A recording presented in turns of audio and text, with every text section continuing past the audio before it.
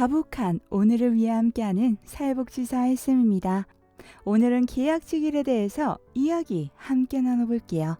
일자리는 마땅치 않고 계약직이나 단기직을 알아볼까 생각하다 보니 사람들이 이야기하는 현실보다 불안한 이야기들, 중고신입, 기대치, 위치적 불안 이런 이야기들을 들으며 과연 내가 이렇게 시작해도 괜찮을까 불안한 마음이 드셨던 우리 다보기 여러분을 위해 준비했습니다.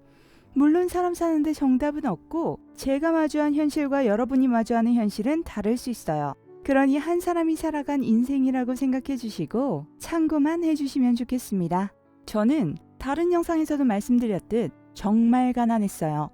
사람이 혼자 살아보면 숨만 쉬어도 나가는 돈들이 있잖아요. 머물 곳에 드는 비용, 세금 내고 혼자 살아가려니 사람만 있어도 돈이 필요하더라고요. 덕분에 일은 가리지 않고 하는 편이었고 감사하며 했죠. 짧게 같이 일해볼래? 라는 제안으로 들어간 곳도 3개월 단기 계약직을 뽑는 제안으로 들어간 곳도 다 길게 노리고 들어간 것이 아니라 그냥 그 자체로 짧아도 단타라도 치겠다는 생각으로 들어갔죠. 경력을 쌓겠다는 생각이나 여길 딛고 어딜 가서 어떻게 살겠다는 큰 그림도 없었어요. 그냥 일을 할 수 있으면 좋겠다는 생각뿐이었죠. 그런데 석사가 필요 기준이었던 기관 한 곳 빼고는 그렇게 들어가서 단타치고 나온 적이 없었어요.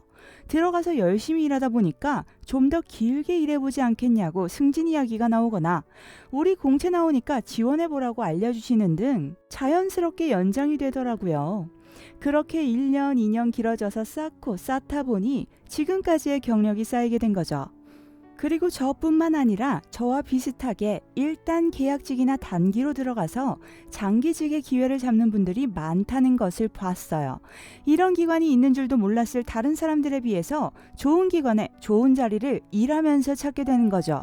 제가 일하면서 학교 측에 취업 정보를 드린 적이 있었어요. 지원과 동시에 합격은 아니지만 충분히 지원해볼 가치가 있는 1년 계약이었지만 미래가 있는 자리였다고 생각했죠. 저도 그렇게 시작을 했었으니까요. 그런데 놀랍게도 교수님께서는 구하지 못하겠다는 말씀을 전해주셨죠. 다들 안정적인 자리를 가고 싶어 하지 누가 불안정하게 일하고 싶어 하냐고. 결국 학교에서 지원한 학생은 없었고 때마침 공고를 보고 지원하셔서 합격되신 분께서 계약직으로 시작해 정규직으로 전환되어서 지금까지도 그 필드에서 일을 하고 계세요. 물론 저도 계약직으로 시작해서 계약직으로 끝난 자리도 있었어요. 하지만 어느 회사를 가도 왜 계약직으로 있었냐는 의문을 품거나 계약직으로 일해봤으니까 이 정도는 할 줄 알겠네 라는 중고 신입의 기대치를 갖고 있는 곳은 한 곳도 없었어요. 오히려 우리가 더 체계적일 테니 잘 배우셔야 합니다 라고 말하는 곳은 있었지만요. 상황과 운과 능력과 그 모든 것들이 박자가 맞아야 오래 달릴 수 있게 되는 것이지만 중요한 건 내가 어느 곳에서 멋지게 달릴 수 있을지 도전을 통해 찾는 것을 두려워해서는 무엇도 할 수 없다는 점이에요. 언제나 출발선 안쪽에서 대기만 하고 있으면 뛰다 넘어진 사람들, 뛰다 지치는 사람들 뒷모습만 보며 달리는 것에 대한 두려움과 부담만 커지죠. 우리도 출발선에 있잖아요. 그럼 우리도 뛰어봐야죠. 앞 사람이 넘어졌다고 모든 사람이 넘어지진 않고 앞 사람이 완주했다고 모든 사람이 완주하진 않아요. 그저 내가 달려갈 사회라는 필드를 마주보고 내 트랙을 달리는 거예요. 나는 어떻게 될지 아무도 모르니까요. 하지만 인생의 취업이라는 출발선은 한 번이 아니에요. 한 번 뛰어보고 왔다고 해서 그걸로 무시하든 기대하든 그건 지금 달려갈 내가 신경 쓸 부분은 아니죠.